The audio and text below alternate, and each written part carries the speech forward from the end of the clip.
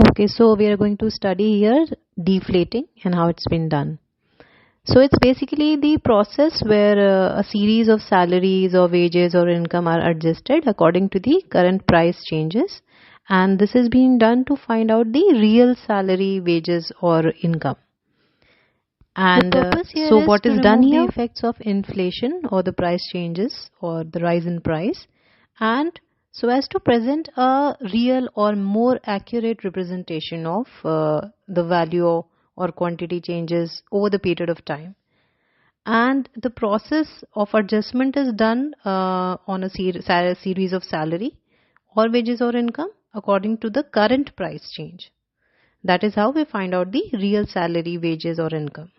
And this is what is deflating is. Now how this has been done? See, if a series of income is given along with the price index, so how we would find the deflated value or the real income here? See, I have shown here the simple formula is income will be divided with the price index of the year multiplied by the 100. So like if you can see here in the fourth column, the real income of or the deflated value is being given, where the income, for example, if we pick the first year, which is 1991, income is 80 crores and price index is 100. So how the real income or the deflated value has been calculated? It's the 80 upon 100 into 100. So that comes out to be 80. Now we have calculated the real income or the deflated value. We can find out the real income index also. Suppose if we assume that our base year here is the first year, which is 1991. To find out the real income index, the simple formula is we'll be taking the real income of the current year for which we are trying to calculate the value upon the real income of the base year, like we have taken 1991 here, that will be multiplied by 100. So let's pick any value. Suppose if we want to calculate the real income index of 1993.